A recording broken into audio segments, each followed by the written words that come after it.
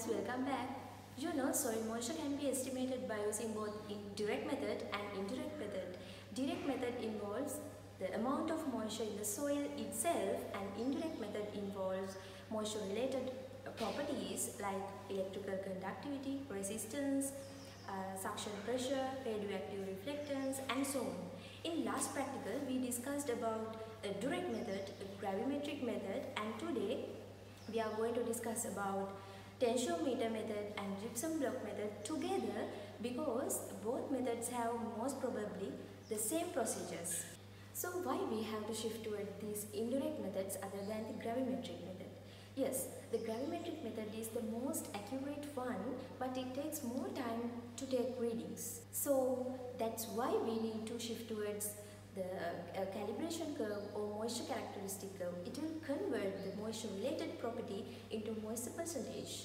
First, we are going to discuss about the gypsum block method for soil moisture content determination. As this is an indirect method for soil moisture determination, we are using electrical properties of a soil, that is electrical conductivity or the electrical resistivity, which is directly fluctuating with the soil moisture content.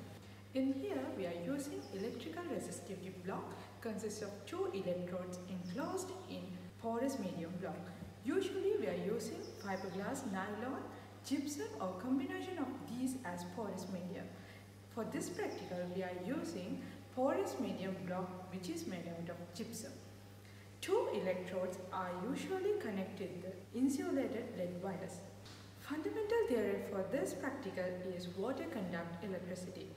When the water content of a particular soil increases, same time it increases the electrical conductivity of that particular soil. First of all, we have to properly install the gypsum block inside the soil in a field at a required depth. After some time, porous medium block is come in equilibrium with the soil moisture content. Then only we can take two insulated wires out from the soil and connected it into the electrical resistance meter. Finally, we can relate this porous medium block resistance reading into soil moisture reading by a drawing calibration curve. Let's discuss about the advantages and disadvantages of this method. Advantage of this method is this is very less time consuming method when comparing to the gravimetric method. Disadvantages are we cannot use this method to determine the soil moisture content in the saline soil, as ions also conduct electricity. And also we have to prepare separate calibration curves for each and every soil textures, and it is pretty time consuming. Now we are going to introduce to you the tensiometer method, which is an indirect method for the measurement of soil moisture content with the help of calibration curve. The tensiometer provides the direct measure of tenosity or the soil moisture tension with which the water is held in soil particles. Generally, with the increase of dryness of the soil moisture tension also increases. The tensiometer is a sealed, airtight, water-filled tube with porcelain cup on the one end with a vacuum cage on the other end. The tensiometer measures the suction pressure or the tension that the plant exerts in order to extract water from the soil surface. As it is not a direct measure of soil moisture content, a calibration curve should be prepared for given soil samples. When tensiometer is used, it should be installed properly as to maintain a good contact between the equipment and the soil. This is to ensure that the soil water suction is in equilibrium with the water content in the tip. When compared to other methods, tensiometer method is an affordable as well as an easy method, and it is highly reliable for the soil moisture potential in the pressure range of 0 to 0.8 atmospheric pressure. But this method is not recommended for the clay or the silt particles, and also not suitable to take the measurements at the permanent wilting point. So these are the materials and equipments we need for preparation of calibration curves. This is the soil sample we have taken from the field by using this auger, and this is the plastic bucket with the hole at the bottom, gypsum block and resistance meter, and this is the tensiometer, cold boiled water for preparation of this tensiometer, and moisture tanks, spatula, analytical balance, and also we need an oven and desiccator. These are the instruments which are we using to determine the soil moisture content from the gypsum block method. This is the gypsum block which are used to embed it into soil, and these are the two wires from the gypsum block which are connected to the two electrodes inside it. This is the resistance meter which are using to take the resistance reading. By clicking these two buttons simultaneously, we can take the readings, and these two ports are to connect the two wires from the gypsum block. Now we are going to get familiarized with the tensiometer device which is used in the soil moisture determination. This is a typical tensiometer. It has mainly 4 parts. In the bottom, it has a porous porcelain cup. It is followed by a medium hollow tube, and in the top it has an upper plug. Actually, you have to remove this stopper to fill it with a cooled and boiled water. And on the other end, it has a vacuum cage. It is used to measure the subpressure that is created in the device. Now you can see there are tensiometers in different height. Depending on your requirement, you can choose the tensiometer for desired depth. Now we will see the working principle of this equipment.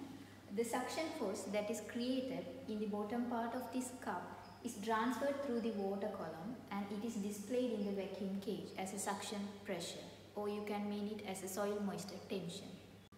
Prior to using this device, there are some precautionary steps that we must follow in order to ensure that there is no air particles trapped inside this tube or in the cracks of this cup. Now we will see how to prepare the device. Initially, remove the stopper, and you have to add cooled boiled water. We must add boiled water because the process of boiling eliminates the air particles from it.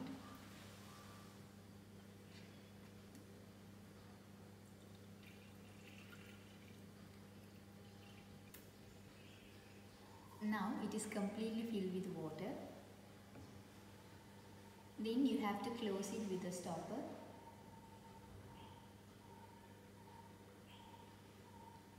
After enclosing with the stopper, you have to seal it with a grease.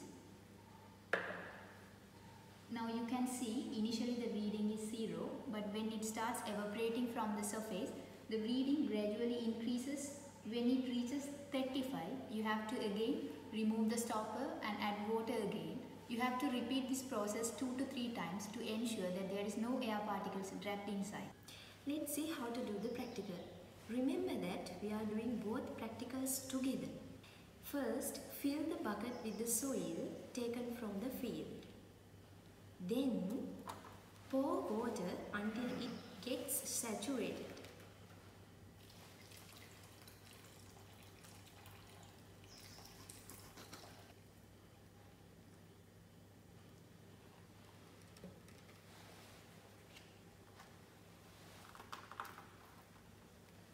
Then dig a small hole. Make sure the hole should not be larger than the tube, and the depth should be enough to dig the tensiometer. Then we can insert the tensiometer carefully. Then we have to crush the soil around the cup to make proper contact with the tube. When closer the soil and tube, we can get the soil moisture tension very quickly and exactly. Take the vacuum gauge reading and take a soil sample to measure the moisture content by gravimetric method. Remember to take the readings at 12 hours interval until we get sufficient amount of readings to prepare the calibration curve. Let's move to the gypsum block method. We have saturated the soil as before. Then place the gypsum block in the bucket about 5 to 10 cm depth.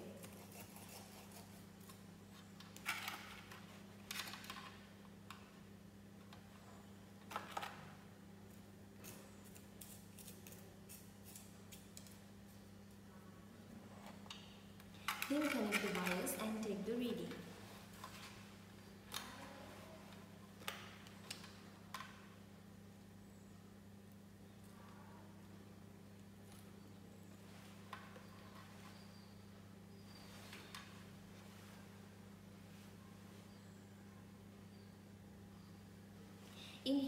also we have to take a soil sample to measure the moisture content by gravimetric method. And also we have to take readings at 12 hours interval until we get sufficient amount of readings to prepare the calibration curve.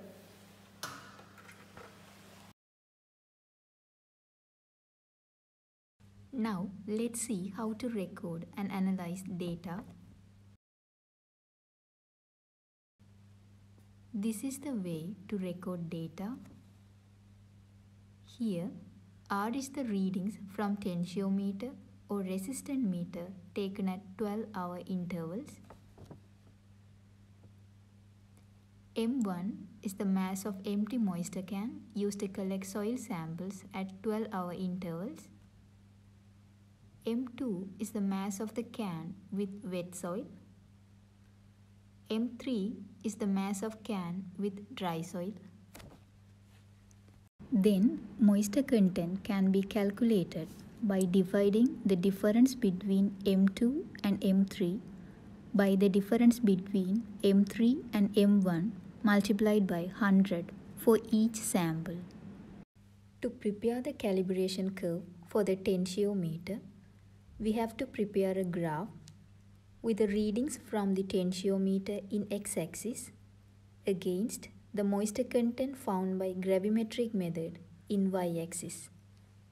To prepare the calibration curve for the gypsum block method, we have to prepare a graph with the data obtained from resistant meter in x-axis against the moisture content found by the gravimetric method in y-axis.